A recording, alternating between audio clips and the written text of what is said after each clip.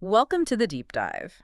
Today, we're diving into something that really touches everything around us: cities, states, public services. It's governmental accounting. Yeah, sounds maybe a little dry, right? Huh, maybe a bit. But trust me, understanding how public money actually works, it paints a fascinating picture of how our communities run. And that's what we're doing today. We've taken all these sources, these dense materials, and we're boiling them down, giving you the key insights. Think of it as your shortcut to being well-informed, whether you're prepping for a meeting or just curious about where tax dollars go. Exactly. Yeah. Making the complex stuff easy to grasp. That's the goal. Okay, let's jump right in then. The absolute core thing to get.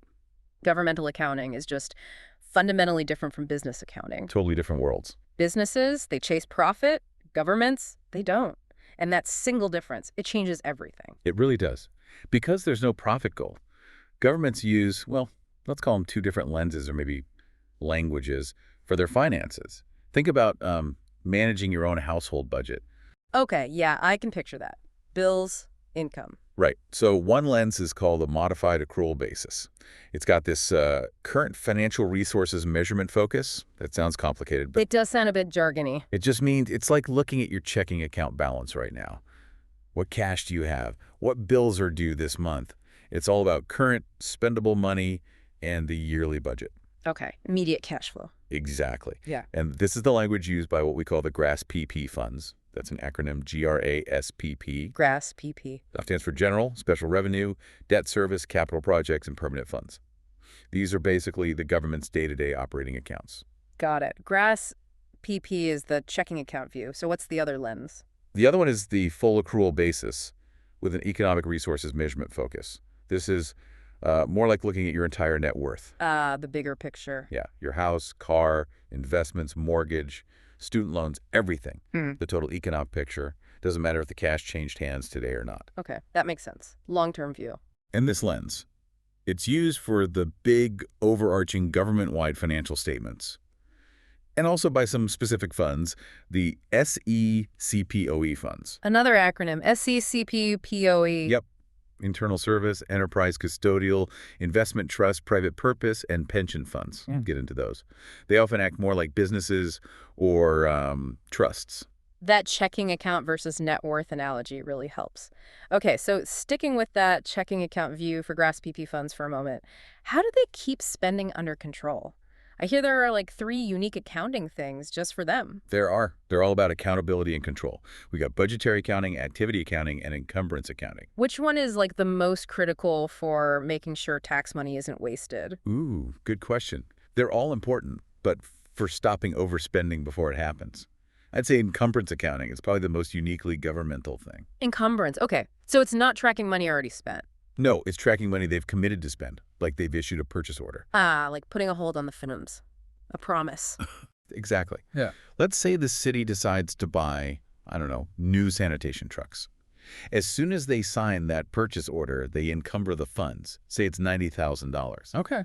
That $90,000 isn't an expenditure yet. They haven't paid anything. It's not even technically a liability, but the accounting system flags it. It basically says, hey, this money is spoken for.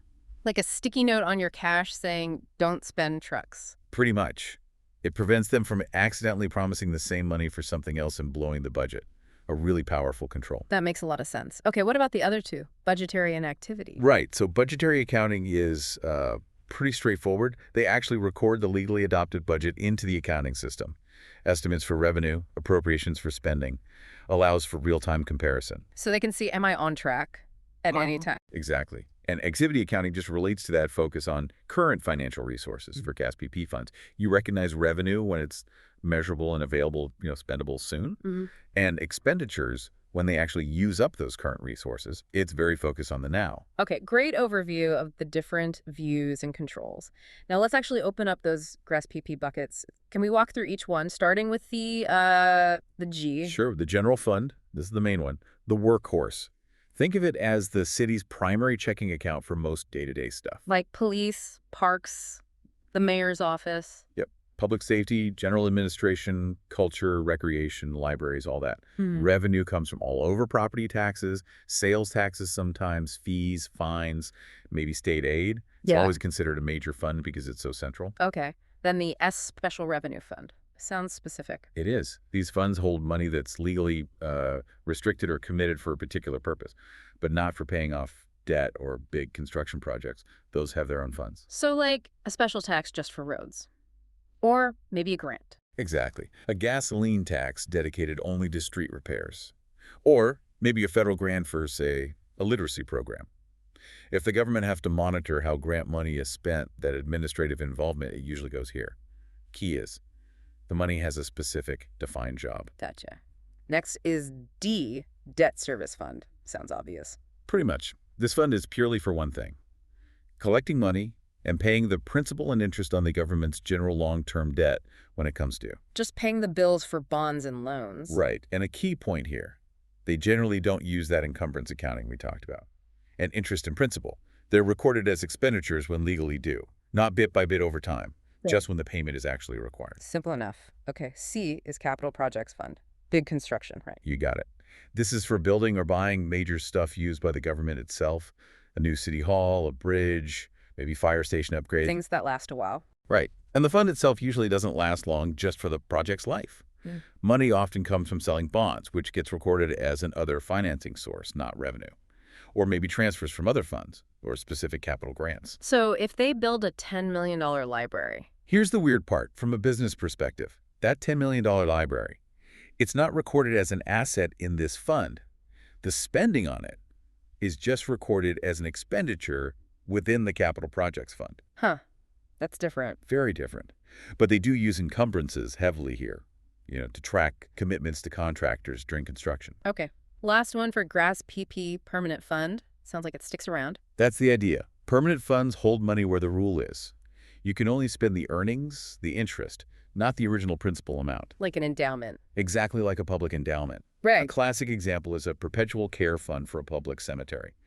The main donation stays invested, and the interest pays for upkeep forever. And encumbrances here. Generally not used, like the debt service fund. A key distinction to remember. Special revenue funds. You might spend principal and interest. Permanent funds, interest only. Oh, okay, that wraps up GRAS PP and the checking account view. Now let's pivot to those other funds, the SECPOE group. These use the total net worth full accrual approach, right? Correct. Full accrual economic resources focus. These include the proprietary funds, which are internal service and enterprise funds. They act much more like businesses, often trying to recover costs, maybe even turn a small profit. So tell us about internal service funds. Internal means just for the government itself. Exactly. They provide goods or services only to other departments within the same government, usually on a cost reimbursement basis. Like a central motor pool fixing all the city vehicles? Or a print shop? Perfect examples. Maybe a central IT department charging others for support. When the Internal Service Fund bills, say, the Parks Department for vehicle repairs, the ISF records revenue, and Parks records an expenditure or expense, it's treated like an internal sale, not just moving money between accounts. Okay. And the enterprise funds? These are the ones the public interacts with more directly. Usually, yes. These account for operations that are run very much like private businesses. They charge fees to external users, the public. Like the water company or the city airport, electric utility. Exactly. Public utilities, airports, public parking garages, maybe a municipal golf course. The trigger for using an enterprise fund is often if the service is financed primarily by user charges, or if laws require costs to be recovered through fees, or if the pricing is designed to recover costs. Their financial statements look quite similar to a private company's. I remember you mentioning their statement of cash flows is really unusual. What's the deal there? Oh yeah, it's definitely quirky in the government world. First off, unlike businesses, which can choose, proprietary funds must use the direct method for cash flows. No indirect allowed. Okay, direct method only. And instead of the usual 3 sections, operating, investing, financing, they have 4. Operating is still there, but then it's capital and related financing, non-capital financing, and investing. 4 sections. What's the weirdest part? Well, for most people, it's how interest and capital assets are treated. Interest income, that's an investing activity. Not operating. Nope, investing. And buying capital assets, like new equipment for the water utility, that's a financing activity. Specifically, capital and related financing. It flips some common business conventions on their head. Wow, okay. Definitely need to remember that difference. Now, let's cover the last group. Fiduciary funds. These are the CIP-POE and SEC-POE, the trust funds, right? Government holds the money but doesn't own it. That's the core idea. Yeah. They're acting as a trustee or just a custodian. The money isn't the government's own revenue to spend on its programs. There are four main types. Okay, lay them out for him. First, custodial funds. These are generally short-term holding accounts. The government collects cash and passes it on to someone else, like a county collecting property taxes for the state, the city, and the school district. It just holds the money temporarily. Oh, and this is the only fiduciary fund type that doesn't have trust in its name. Good tip, custodial. What's next? Investment trust funds. These are for managing external investment pools. Like, if several smaller local governments pool their money together for investment purposes, and one government manages the pool. Makes sense, pooling resources. Then, private purpose trust funds. These benefit specific individuals, private organizations, or maybe other governments, not the general public.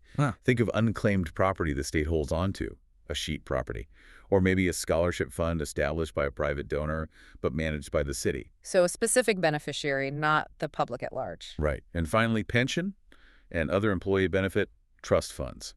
These are huge, obviously. They account for the assets held in trust for employee retirement plans, healthcare benefits after retirement, things like that. Okay.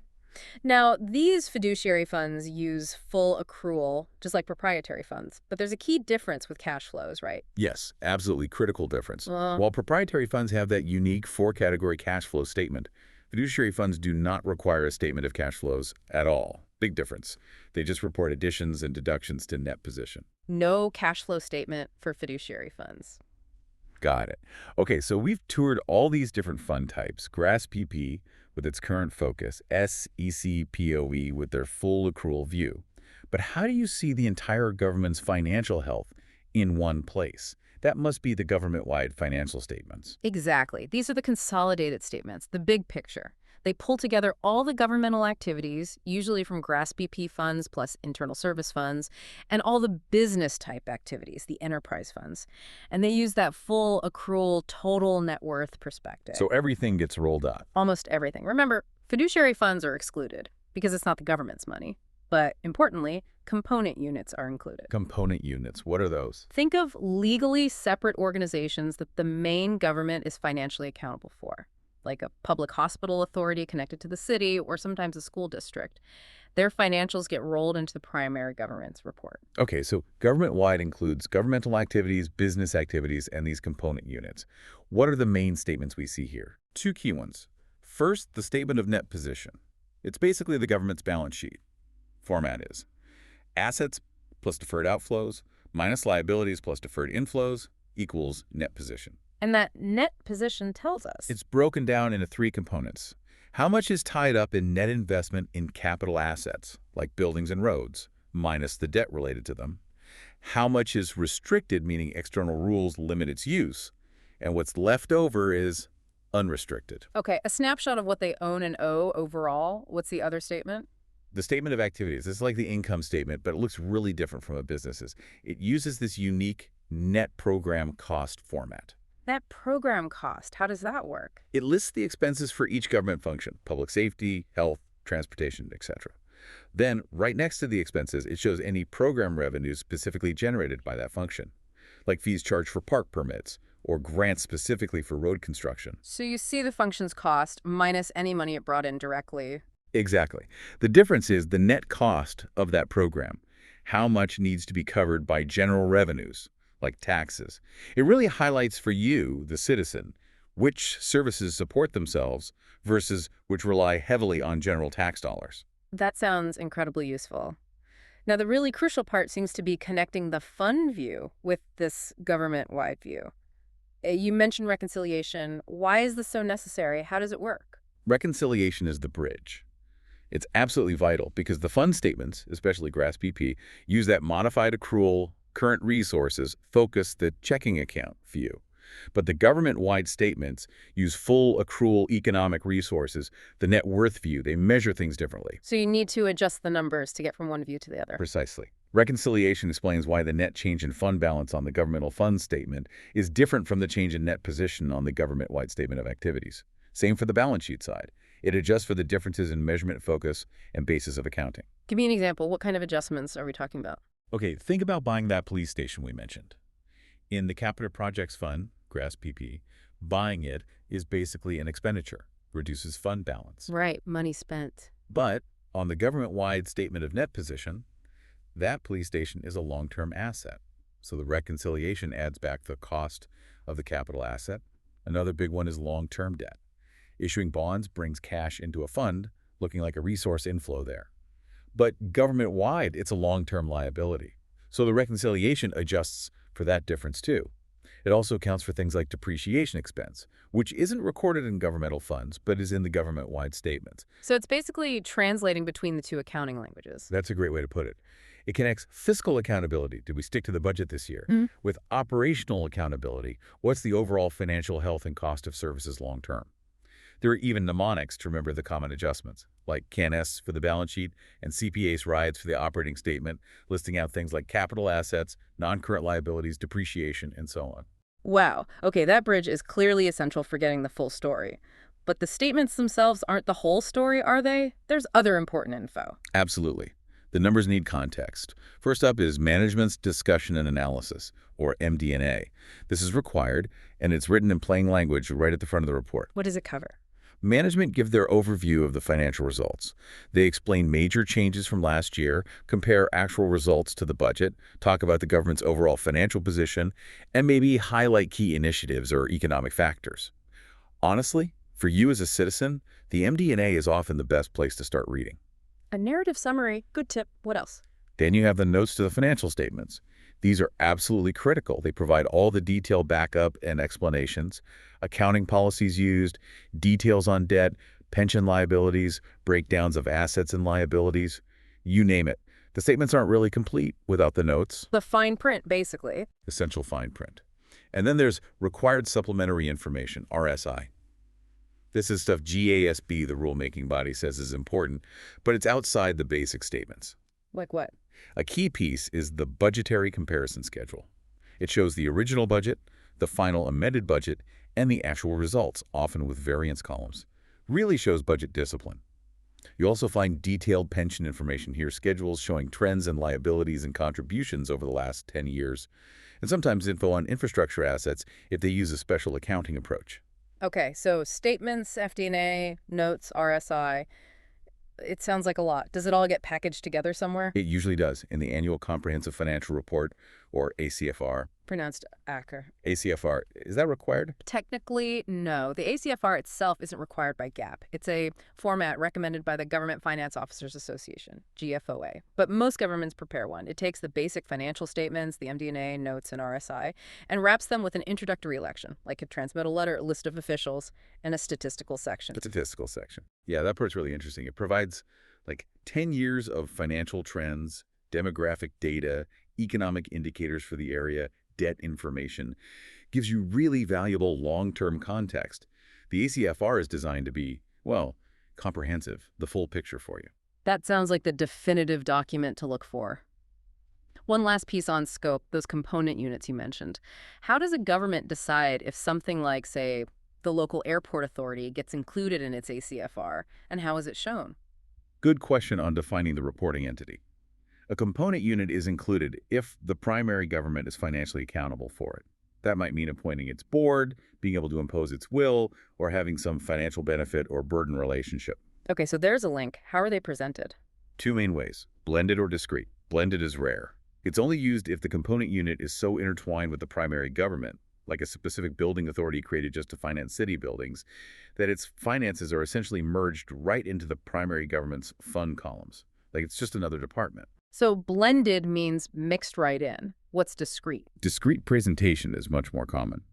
The component unit's financial information is shown in separate columns in the government-wide financial statements. You can see its numbers, but distinct from the primary government's.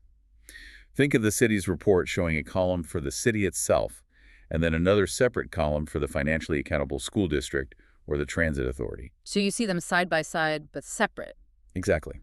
It provides that full picture of the overall entity the primary government is accountable for, while still respecting the legal separation. It helps you understand the full scope of public services under that government's umbrella. Wow. Okay. We have really covered a ton of ground here, from the basic difference from business accounting through GRAS, PP, and SCPOE funds, the two accounting bases. Modified accrual versus full accrual. Right. And encumbrances, the government-wide statements, that crucial reconciliation piece, and finally the ACFR and component units. We definitely cut through the jargon. And hopefully made it clear that understanding this stuff, it's not just for accountants, right? It's really about being an informed citizen. Knowing how public money works allows you to engage, to ask better questions, to hold government accountable. So thinking about this from the listener's perspective, for you listening, what does this mean? Maybe next time you see a road construction project, you'll think, capital projects fund. That spending is an expenditure in the fund, but it's creating an asset on the government-wide statements. Or when you pay your property tax bill, you might wonder, is this going to the general fund or maybe a special revenue fund for schools? And how that impacts the services you receive. It adds another layer to how you see your community operate. It really does provide a powerful lens for understanding how things work. And knowing these concepts is just the start. It empowers you to look at your own local government's ACFR, maybe attend a budget hearing, and participate more meaningfully. Thank you so much for joining us on this deep dive today. It was truly illuminating. Glad to be here. Stay curious, everyone, and we'll see you next time.